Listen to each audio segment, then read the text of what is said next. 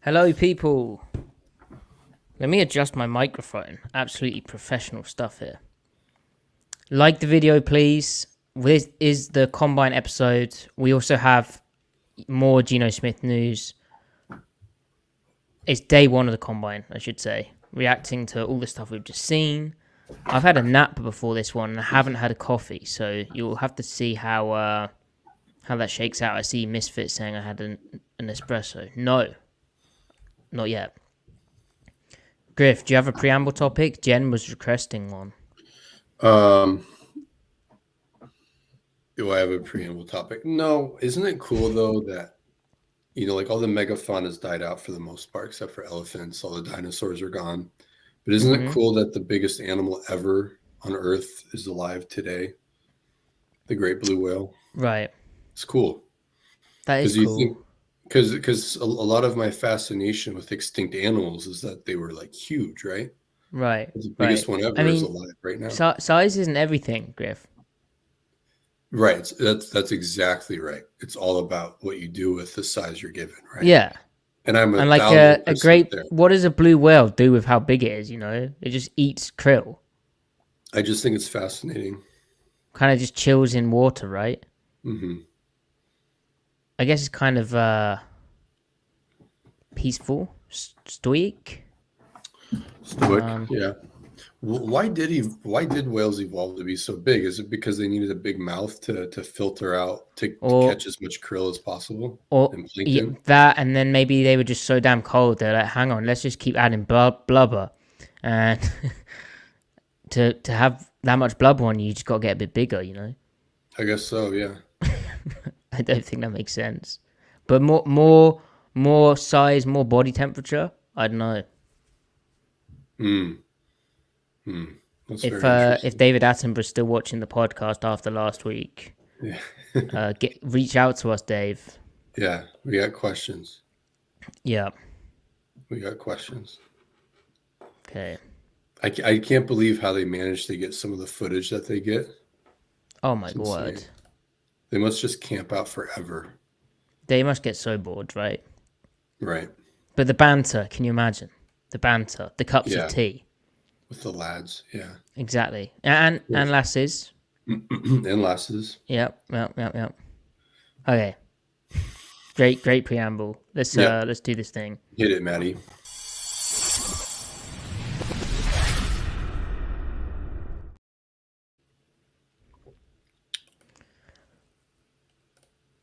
Welcome to the Seattle Overload podcast, where we have day one of the 2024 NFL Combine to react to.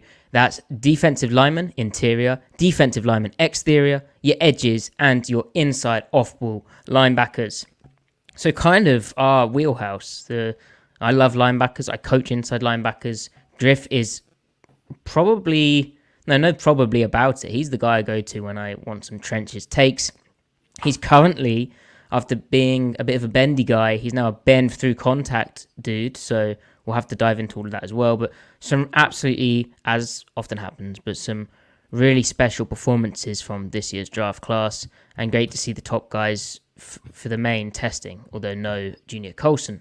But before that, Griff, the Geno Smith off-season stuff continues. I don't think we need to spend too much time on this, but we might end up spending lots of time on this. Right. So, Jordan Schultz. Schultz, that's an interesting Seattle-related surname. Anyway, he reports, sources to Bleacher Report, the Seahawks have informed Geno Smith he will be on the roster in 2024 under his current contract. I'm told Smith has received commitment from Seattle's front office.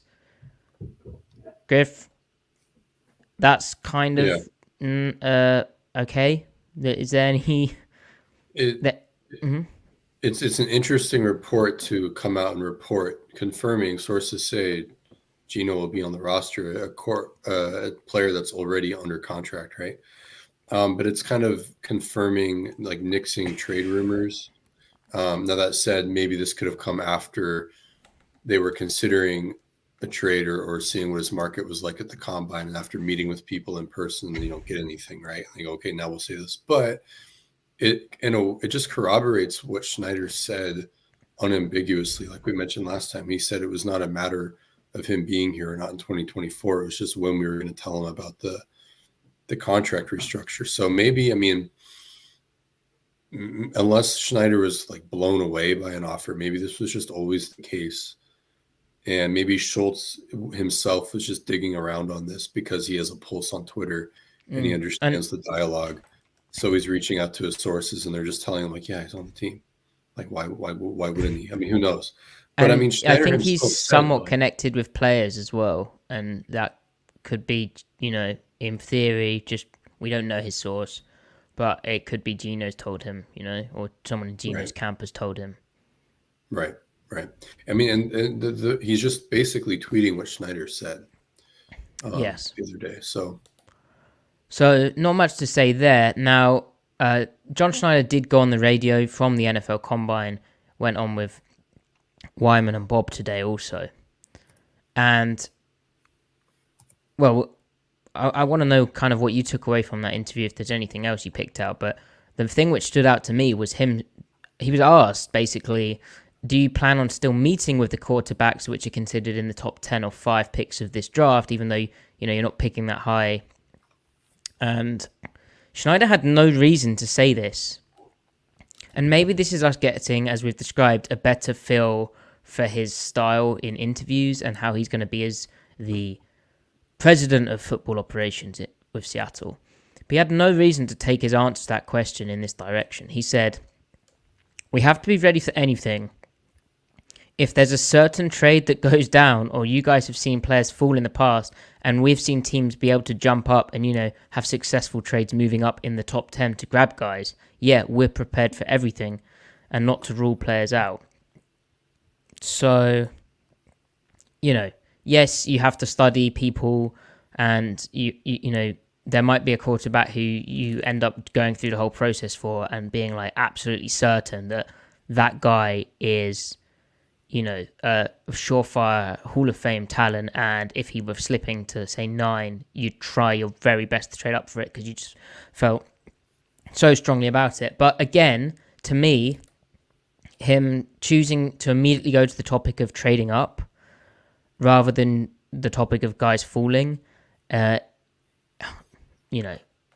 a bit silly we're spending so much time overanalyzing probably John Schneider's comments, but to me it comes off like he's sort of saying, hey, we would be interested in potentially trading up if that's possible. We're still out here if you want, and just on the day that this Geno Smith report comes out, it's funky. But yeah, Griff, what was your read on that? No, it was pretty much the same. I mean, maybe he just kind of wanted to dialogue hypotheticals for the sake of it to try to illustrate his point. When I read the quotes, it did seem like there's more behind it, but when you listen to it, it's his response to a question. And I feel like he was just entertaining the question. But maybe, but the question never mentioned traders at all. Yeah. But yeah, anyway. Who knows? I feel like really a trade up is very unlikely, but I mean, I do wonder how he views, because he said feel like he was all but name dropped Caleb Williams and Drake May when he said there are guys that we will watch that we know we won't have a chance at. But then he said there are some guys, every year you see it, there's a guy that drops. And I feel like, well, who is that guy this year that could drop that is still considered high profile enough? And it's Jaden Daniels, right? Yeah.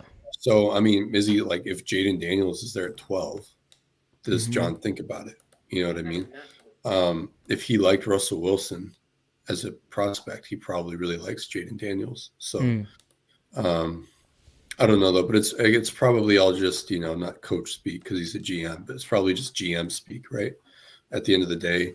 But I mean, there's probably something to it that he kind of brought it up unprompted, like you said. Yes, potentially. Anyway. Potentially. We will see. As you mentioned, the fact that this Schultz report comes out now, people talk at the Combine. Perhaps they were trying to see what they could get for Geno. And most of the evidence seems to suggest there is not the return that they'd want. We've heard a few murmurings, or you have, Griff, and we'll have to see if anything comes of that. Do you want to expand on that, or should we just leave it? Well, so I personally dismissed it, but I did hear something from someone that suggested that a trade could materialize, and absolutely nothing imminent, but there was an idea that was being worked, and I don't know if that was this person's own informed opinion or if that was just his own musings, educated guesses, educated hypothesizing. Mm-hmm. I think it was more hypothesizing and not theorizing per se. Mm-hmm. But it was a prominent enough person. It wasn't just, like that person doesn't make stuff up just to make stuff up. So, but I can't say who it was, obviously. So, I guess what I'm saying is there's some heartbeat to the idea that he could be traded, but I don't think so. I don't think he is. So sorry, that's all I got. That was very good. You sounded like a true NFL insider there. Okay, so the combine. Now, in the thumbnail, I've put Dallas Turner, Peyton Wilson, Trevin Wallace, Braden Fisk, and Ruke Ohororo. I should have learned how to pronounce his surname better. I apologize to Ruke. He might his first name may even be Rook. Anyway, I will be better moving forward. Anyway, those 5 guys were standouts. There's a few others. Griff, where do you want to start? Well, I mean, the combine in general, none of the linebackers ran. None of the prominent ones did. There are some guys that ran a sub 4.5. That's exciting, or a sub 4.6. Ironically, the 2 guys that did, I didn't even watch. Well, who was it? McGee at a Temple. Well, hold on now. What? Peyton Wilson, according to the NFL Network coverage, is the next Luke Kuechly, and at 233 pounds, 6'4", he ran a 4.43 seconds 40-yard dash, Griff. Right. So he's a guy of note, but the other guy was Curtis Jacobs at Penn State. I got to watch him. But yeah, Colson didn't run. Barrett didn't run. I don't think, did Cedric Gray run? He did. He was like a 4.6. Oh, okay. That's a good number for him, I guess. But yeah, so Peyton Wilson is the only guy that really jumps out who tested well and had reputation heading into it. And he's an intriguing prospect, but I don't think he fits the Seahawks, and I don't even think he's a linebacker. He's in no man's land position wise, like Isaiah Simmons, but he's not the athlete Isaiah was either. So I don't know. What do you think about him? Yeah, well, he tested so well at 9 foot 11-inch board jump as well that, I was like, okay, I wasn't blown away by the Senior Bowl stuff. He was okay, but I had some concerns. So I was like, fine, I'll give him the benefit of the doubt. I'll go rewatch the Senior Bowl.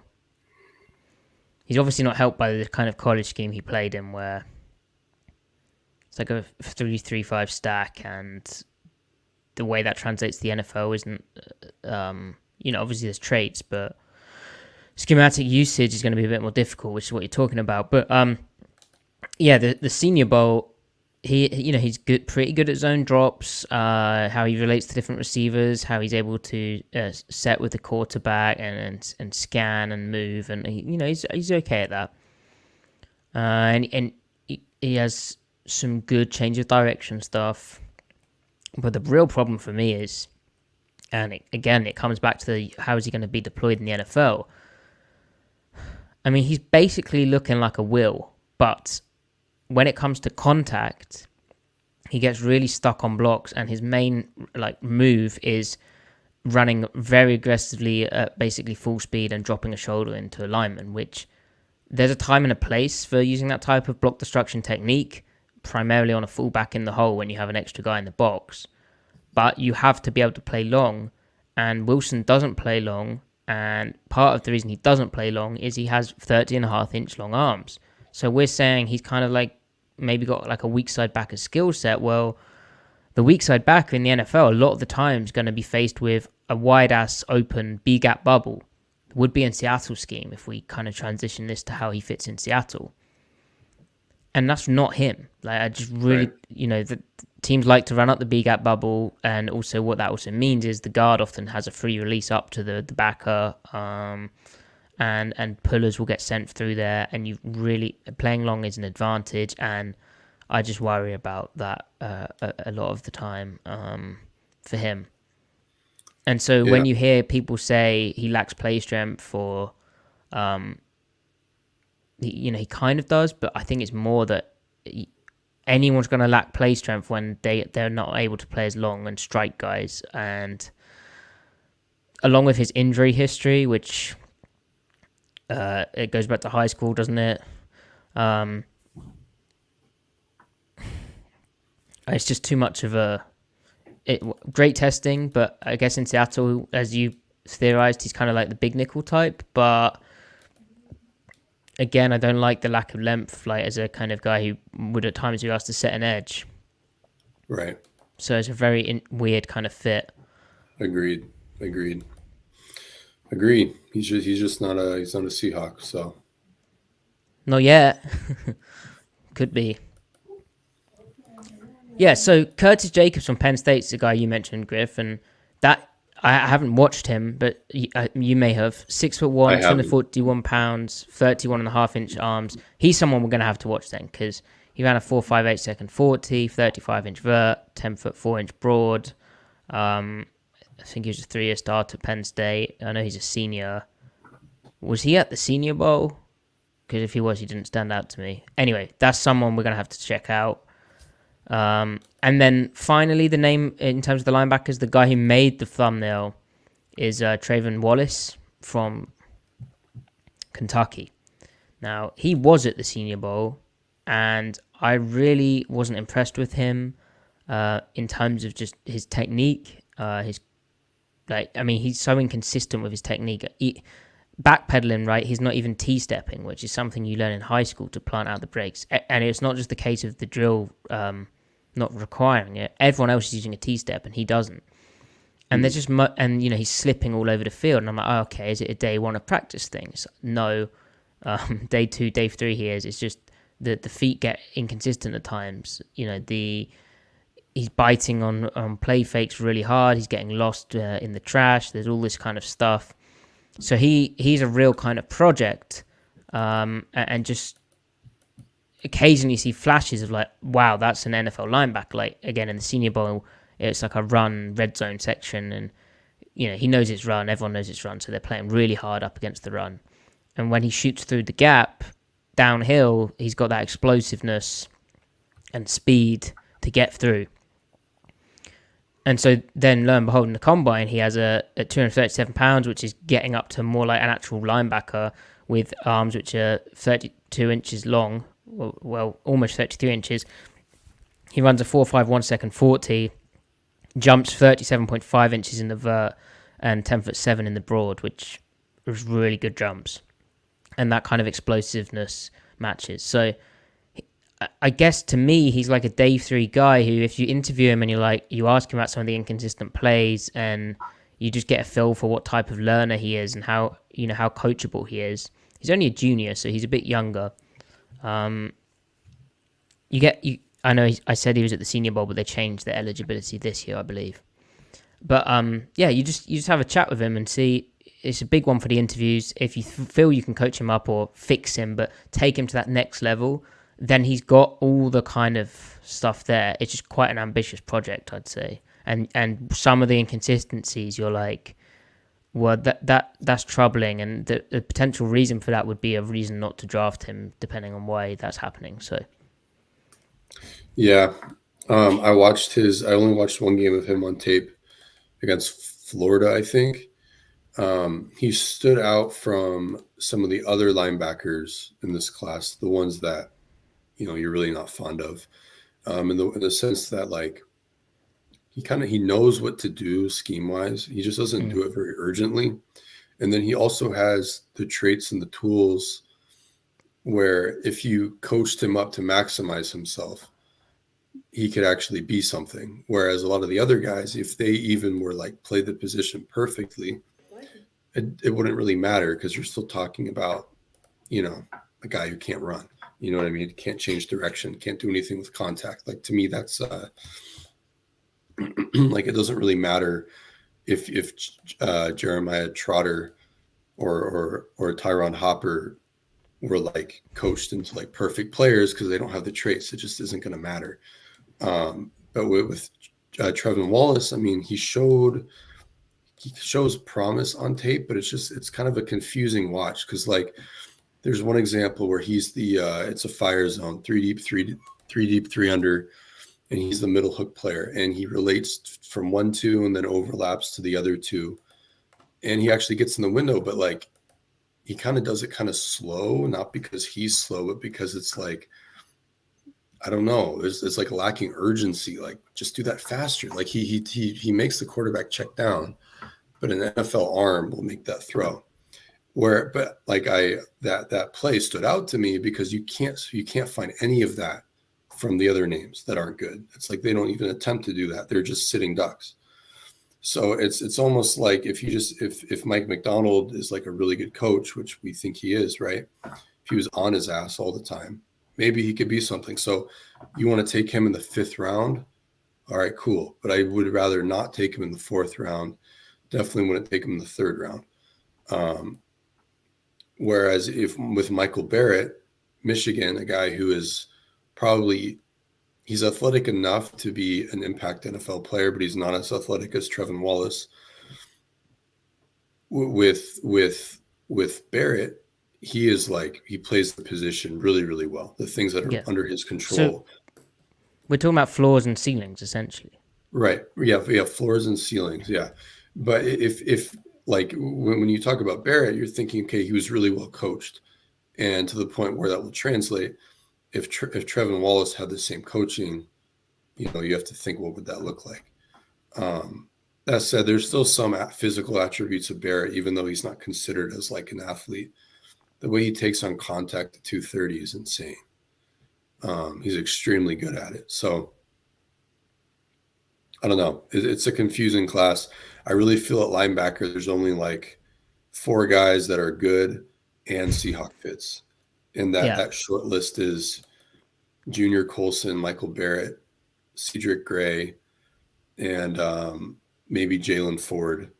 And like Cooper is a good prospect, but he doesn't fit the Seahawks. He needs to go to like a Bear team.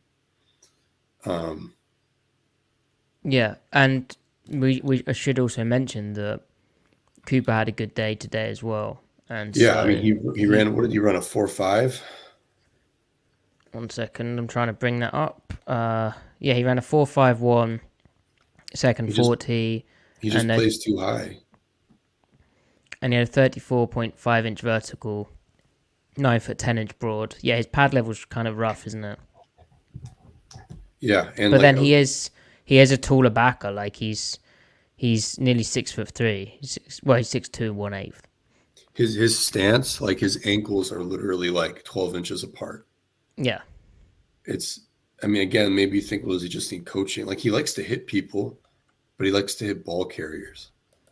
He's always trying to avoid blockers. Yeah, I need to watch more of him, but he seems very... I haven't really seen him redirect much. Like you kind of want him in between the tackles more, is what I'd say.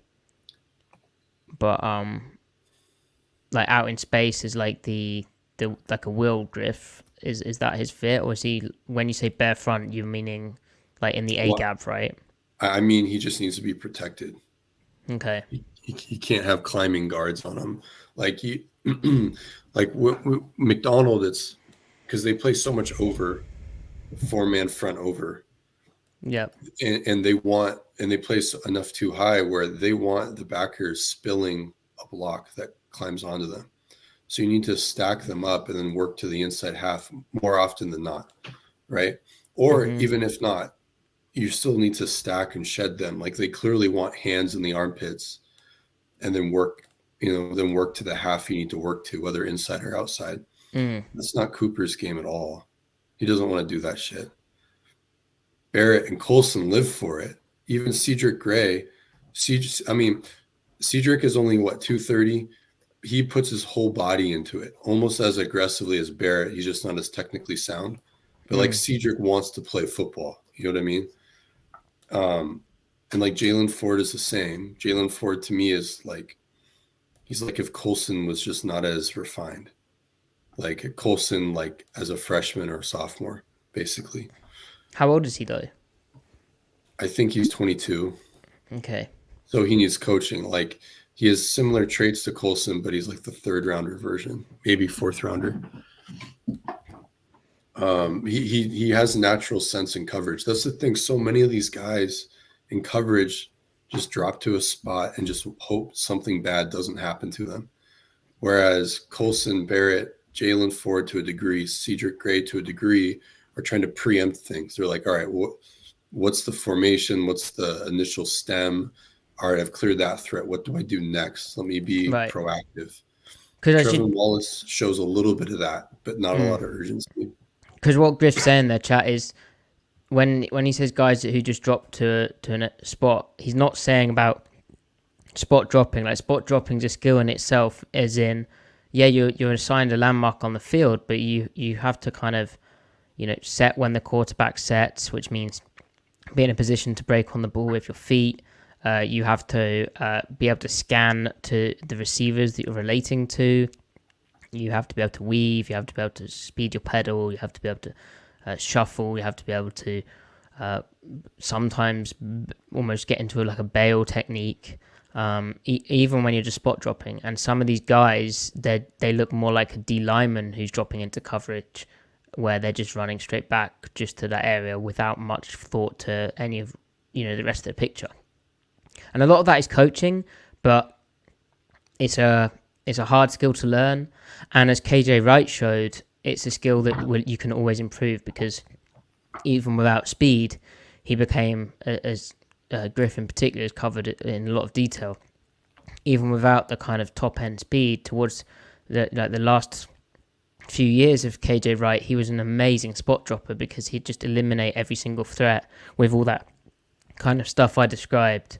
And a lot of these guys are just so raw at just basic zone dropping, which then means they're going to be struggling in the NFL. Right. So, edges or interior, Griff? Let's talk. Oh, edges. Come on, just pick one. Right. Okay. Good. Edges. So the two standout performers today.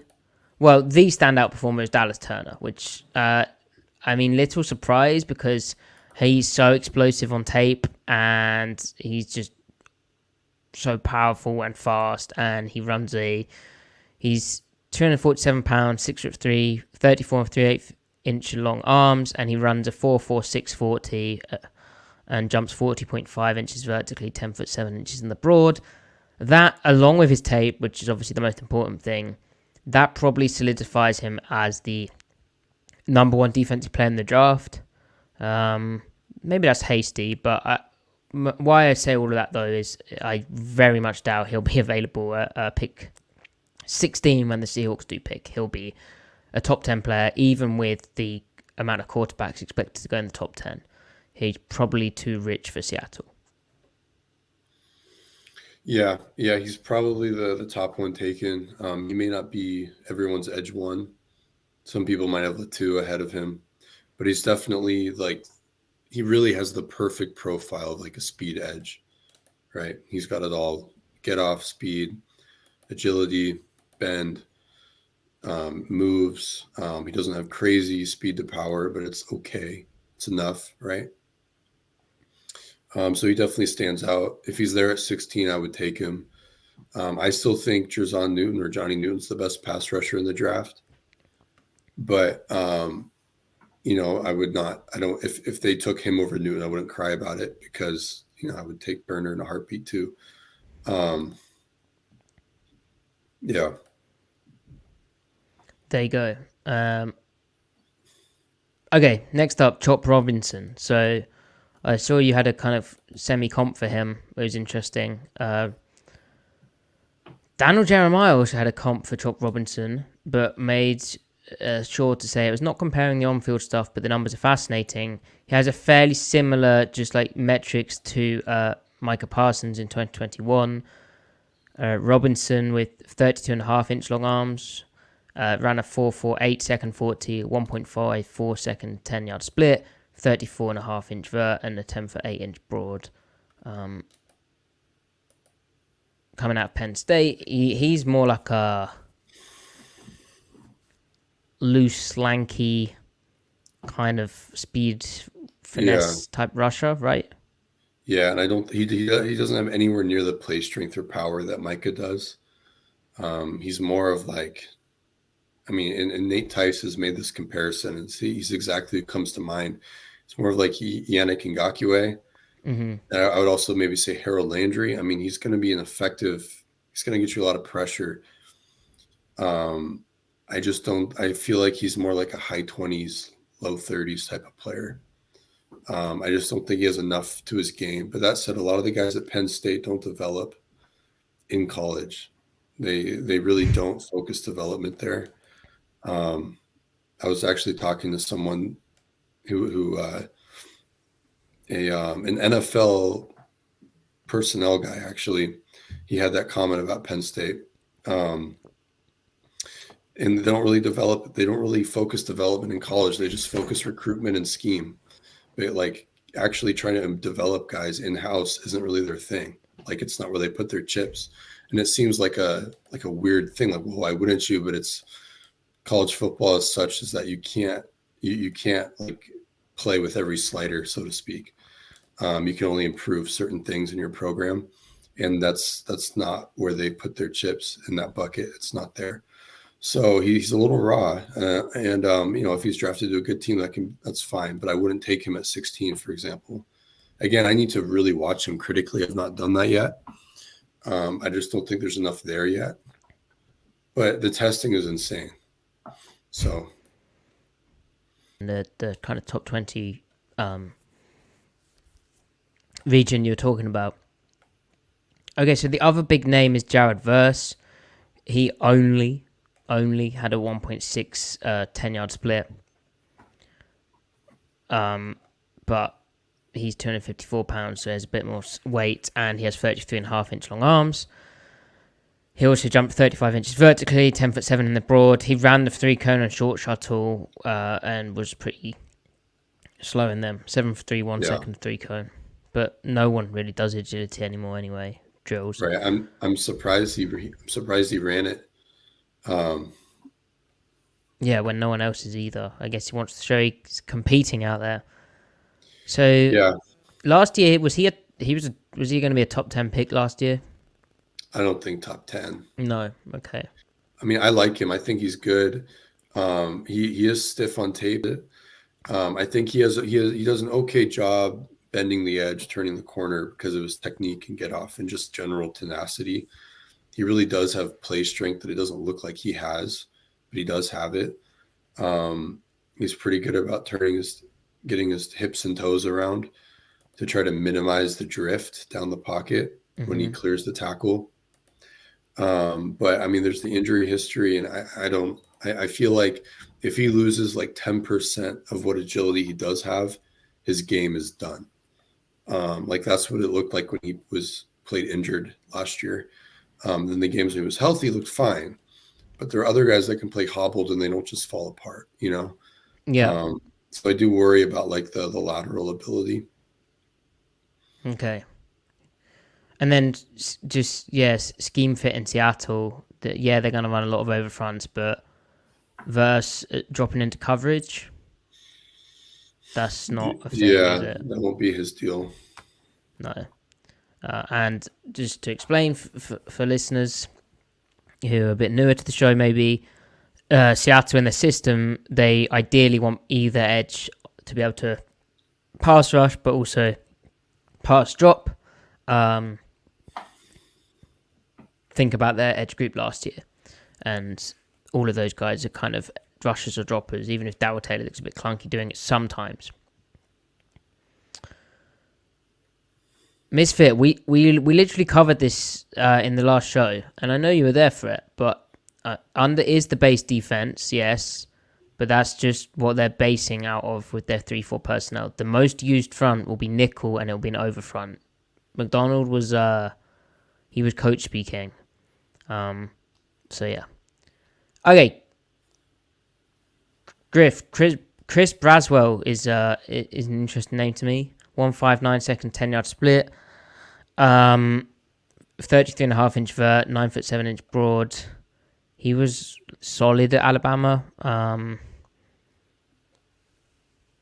Seems like a solid floor guy. Yeah. I thought if he came out last year, he would have been a 4th rounder, maybe a 3rd rounder. Mm-hmm. It's cool to see him have like an even better senior year. Right. I think he's still probably a 3rd rounder, but he had a good weight. He ran well, tested well. He's a good pass rusher. I feel like he's probably a depth player, though, like a high snap depth player, ideally, like 300, like a 400, 500 snap player. Probably not a 600, 700, 800 snap guy, though. No. Any other edges stand out to you, or should we do the interior guys?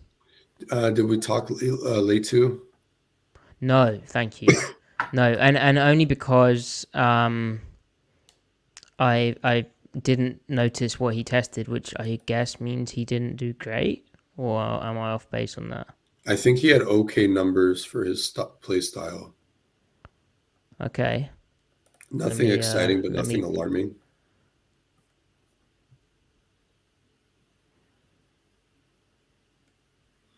So, where is he? Okay. And you can tell I haven't had my coffee. We did talk Dallas Turner, yes? Yep. Okay, good. They're all blurring into one. Yeah, so Leto, 162 second 10-yard split, 32-inch vert, 9'8" broad. That's okay, isn't it? Yeah. And he's actually nearly 260 pounds, where a lot of these guys are so light. Wow, Lance Zierlein compared him to TJ Watt. Anyway. Wait, he compared Leitu to TJ Watt? Yeah. Anyway, right. That's just like not the first guy that would ever come to mind. No. I don't know. Anyway. But he's yeah, that's fine numbers for him, isn't it? Yeah. I mean, he might be the best edge in the draft. But like skill wise, he's incredibly skilled, really good play strength. He has the that hidden dimension of athleticism where you just have to see it. You can't really measure it. Like the coordination, the ability to reshape your body, all that stuff. Yep. So what's the concerns with him? I guess like the arms aren't super long, and then like he's not a crazy tester. When you're drafting an edge in the top 20, you're thinking 3-cone, you're thinking 10-yard split, you're thinking broad jump, right? Yeah. He's simply like mildly above average in most of those areas. But he's just really strong, really skilled. And again, like the coordination, like that is a huge variable. Yeah. And as Will points out in the chat, as I was about to mention, he was medically retired at the University of Washington with a neck injury and then was allowed to come back and play at UCLA. So that's something to be aware of. If he starts falling in the draft, could be the medicals are bad and teams aren't comfortable with that. Yeah, and arms 32 and 5/8 an inch. One thing which is going to be interesting as this kind of transitions us to the interior of the D-line, but it also applies to every position, really. The arm length stuff. So typically Seattle likes 33-inch plus long arms, and especially if they're going to spend a high pick on the guys who put their hand in the dirt or play down on the edge. And then off-ball linebackers, 32 inches plus at a minimum, really. So we'll have to see if they ever feel comfortable taking someone who, isn't that. So, Griff, interior D-line. Arguably the standout performer of the whole day one is Braden Fisk out of Florida State. He's 6'4", 292 pounds. He jumped 33.5 inches vertically, 9'9" in the broad, and ran a 4.740 with a 1.68 seconds 10-yard split, and a 4.37 seconds short shuttle, which is pretty nuts at his size. Had you heard of Mr. Fisk? Yeah, he the shuttle surprised me because I think he's kind of stiff. I don't think he's that agile on tape. I have not. Well, I say on tape. I've only watched him on broadcast. I've only watched the one game of his. It's tough out there this year, right? Yeah. The tape isn't as ubiquitous this year. That said, though, I mean, it makes like you really want to go back and dive in, right? Because those are crazy numbers to be posting. But I do think he's more of a down the line rusher. Like the play strength seems real. So, but beyond that, I didn't really have any other thoughts. Yeah, and so the main thing with him is he has only 31-inch long arms, which typically guys who are really good in college and have got used to they have shorter arms. They know how to work with what they've got, right? But yes, it's one of those where if you see it becoming a bit of an issue when like trying to strike blockers and get off blocks and get knocked back, you basically have to be really quick. And he is athletic, which is probably why he's been successful in spite of that. So interesting to monitor, but again, one of those where I'm very curious if Seattle even entertains that idea. Yeah. Okay, so a name I hadn't heard before we get to one I had, which I'm going to pronounce correctly this time. Mekai Wingo out of LSU. So a junior, shorter guy, 6 foot, 284 pounds, only 32-inch long arms, but he had a 1.64 seconds 10-yard split, which is interesting. Griff, that's a name for me to watch. I haven't watched this guy. Yeah, he's good. He's good? Yeah, he's good, and that's a really good those are really good numbers for him. I'm curious to see where he falls after we watch him, because the top two guys are definitely Newton and Murphy. But who is the third best DT? I mean, I feel like that's a three-way race between him, Chris Jenkins, and Brandon Dorless. But I don't have an opinion there yet until we actually watch him more. But he definitely could be in the running for DT3. So, okay. And then finally, a guy who does have 33-inch plus arms is Rook Orororo from Clemson. That's the pronunciation. I looked it up. Now, he is 6'4", 34-inch long arms, 294 pounds, and he ran a 1.67 seconds 10-yard split, 32-inch vert, 9'8" broad. That has me interested after watching a bit of his tape. He is obviously a very talented athlete, and it's not to the level that he reminds me of, was it Adebawore last year who went out of, not UConn, Northwestern.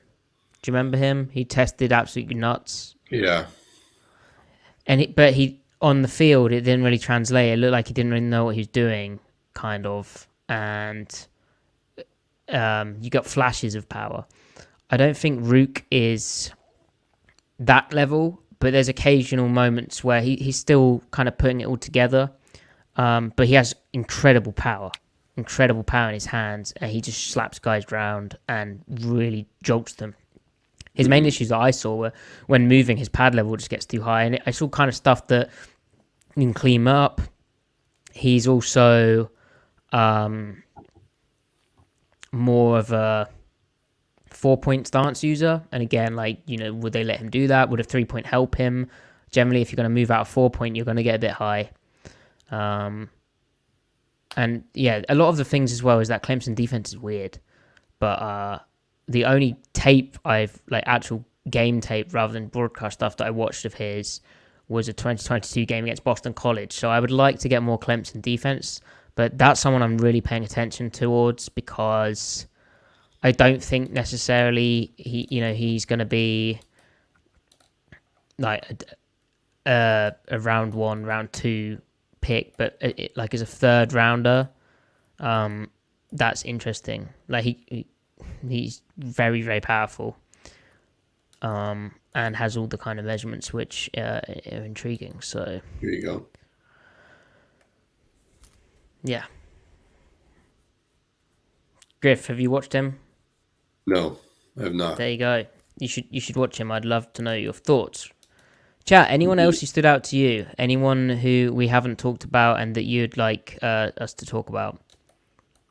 I should mention Byron Murphy, Griff, who is someone who gets first round hype. He ran a 1:69 seconds 10-yard split, which is a really good time still. And jumped 33 inches vertically, 9 foot 3 inches in the broad. That was at 297 pounds.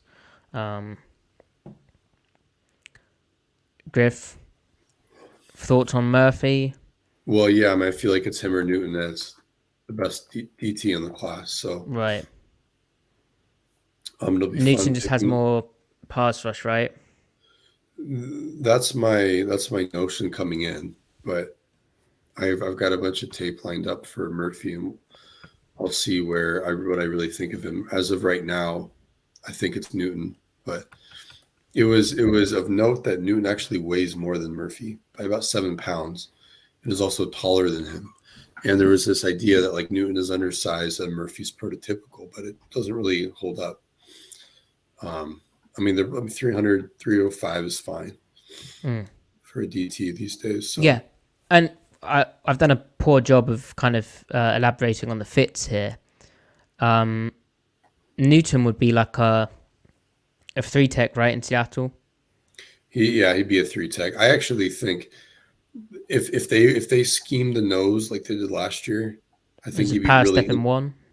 Yeah, power stepping 1 where he can gain the protection and stuff, and just get like that one-on-one with the center from an angle, like not like a 0, but like an angle. I think he'd be devastating.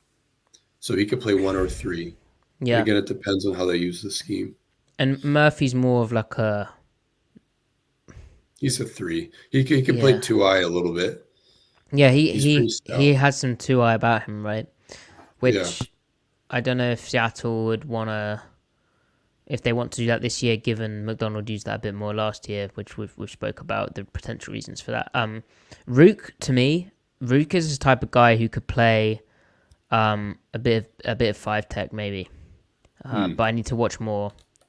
I will preface that. We should say on Johnny Newton that he did not participate because he's recovering from a Jones fracture in his foot, which is one of these medical things that it could be a risk. You have to see how he recovers from that. Remember what happened last year with the guy the Raiders took, Tyree Wilson, who never really got going. Don't know exactly what happened there, but he was a fracture in the foot guy, and it just seemed to kind of hurt him down the line. So, chat, all the names that I've seen, we did cover Chop Robinson, Misfit. Chris Jenkins. Okay, let's check out.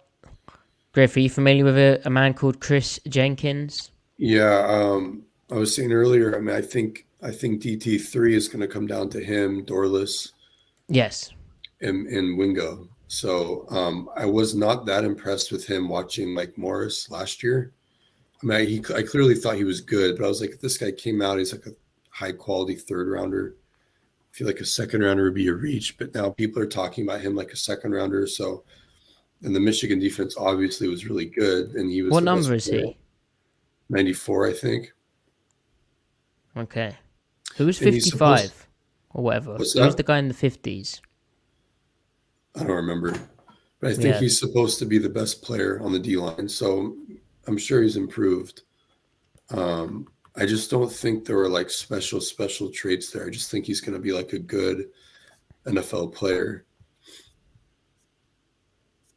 Yeah. He ran a. And, Yeah, he didn't test amazing. 9'7" broad at 299 pounds is pretty impressive. But yeah, 1.7 second 10-yard split. 34-inch long arms, Griff. That is kind of your heading into more of a Seahawky type interior guy.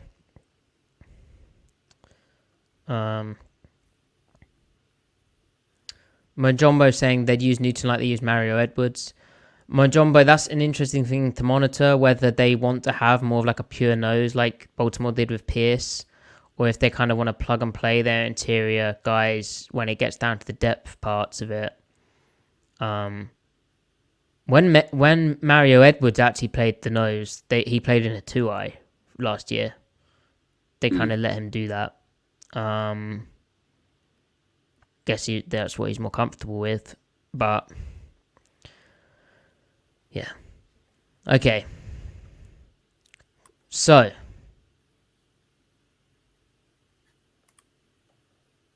Misfit Darius Robinson. Sorry, I was misreading what you were saying there.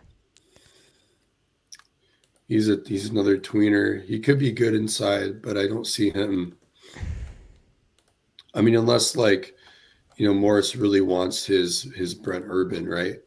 But isn't that just Mike Morris for him? Well, no, maybe, but yeah, a 285-pounder with 34.5-inch long arms who has some edge experience, 35-inch vert, and a 1.73 second 10-yard split, 9'3" broad. Maybe there's a place for that. That's someone I'll be watching, Misfit. Thank you.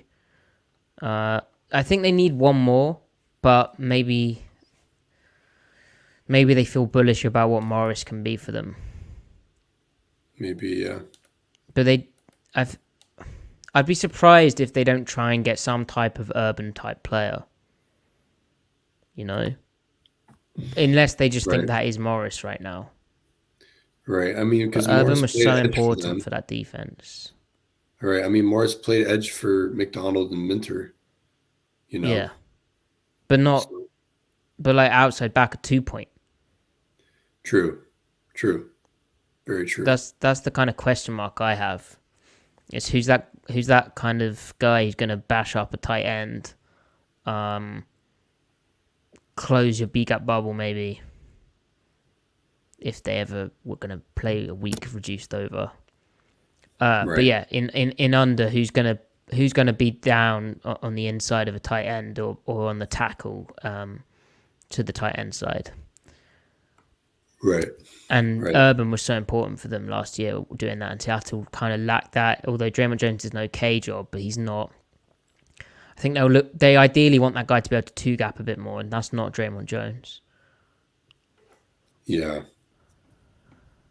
Basically, chat, we're talking about they might need a Red Bryant type, but they don't grow on trees. But look at this. It's not Carl Urban, is it? It's Brent. Yeah. We did that last time. I mean, Logan Lee. Someone mentioned him in the chat. Ben Judge mentioned Logan Lee. When watching Van Ness, Logan Lee was the guy who popped out last year. He's 285. He's really explosive. He has good change of direction. He could definitely play a heavy 5 technique, a 6 technique on a tight end. He could work inside of the bubble from an outside shade if needed on a 5 technique, work into the B gap. What number is he at Iowa? 83. Disgusting. Maybe I'm wrong. I don't know why that popped in the mind. 32.25-inch long arms. That could be a problem. But that Iowa defense, kind of the way that they played him, that translates to the kind of type of 5-tech thing we're talking about, right?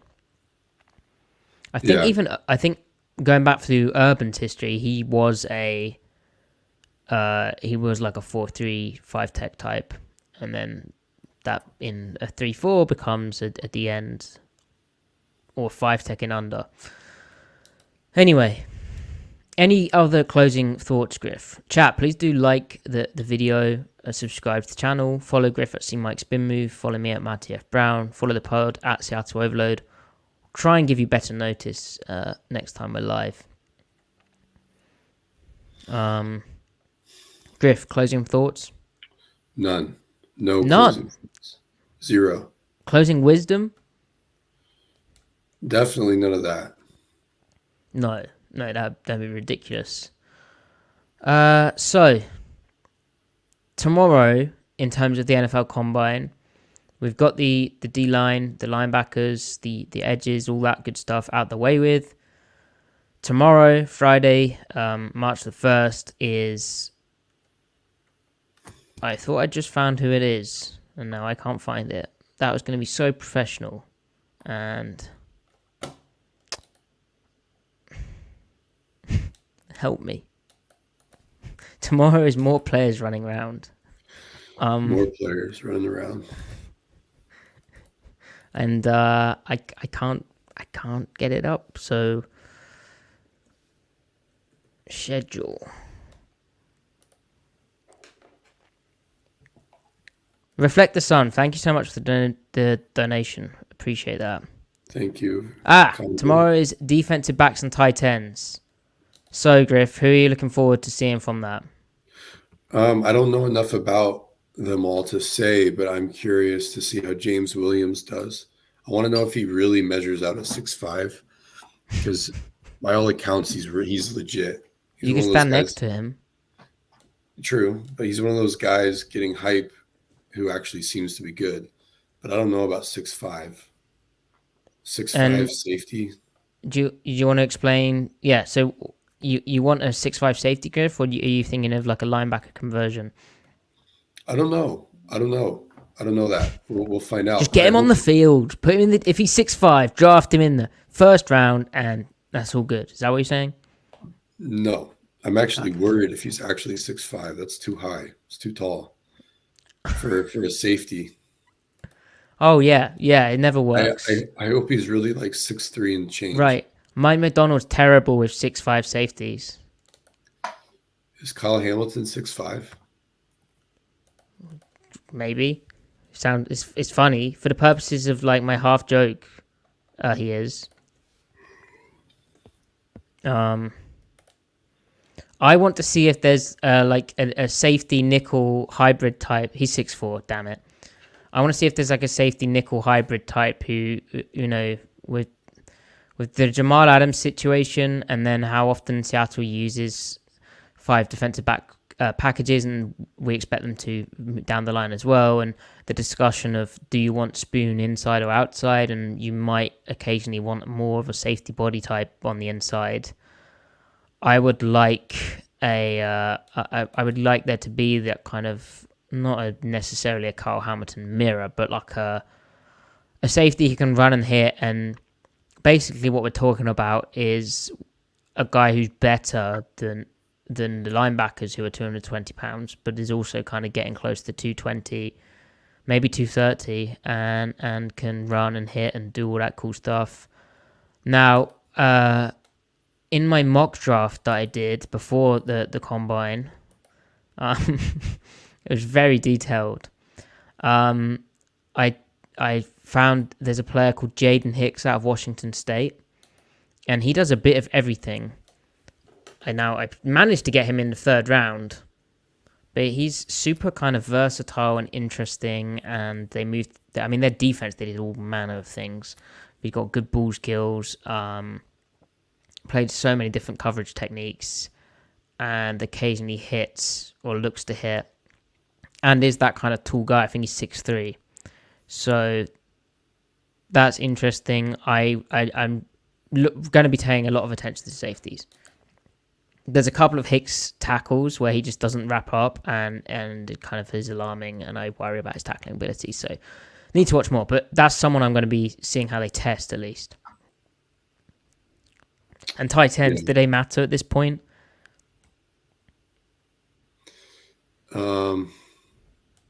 Yeah. I know that in the Big Ten, there's some absolutely huge dudes who just maul the crap out of people, like span forward out of Minnesota. It's like 6'8" and just huge and smacks people over.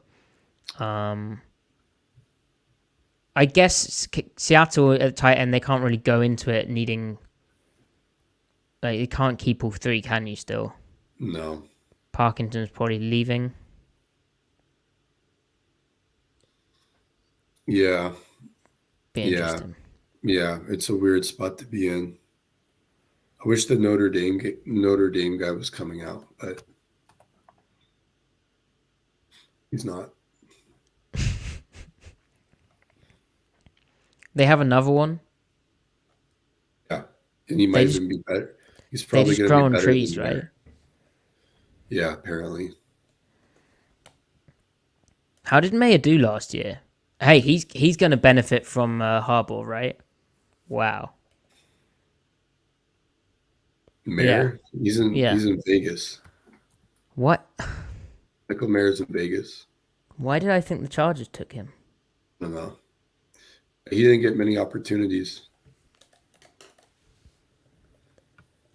So. Well, anyway. With that embarrassing faux pas, I think it's time to get out of here. Why did I think he went to the Chargers? Hit it, Matty. Goodbye, everybody. Thank you. Like the thing. Comment. Tell us if you enjoyed this episode, because I did. Griff definitely did. And follow Griff, see Mike Spin Move, follow me, Matty F. Brown, follow the pod Seattle Overload. 5-star review, please. Tell a friend about the show. We might be back on Friday. Maybe we could do, Griff, what about like a little Sunday fun day combine extravaganza? Sure. Okay, let's get out of here.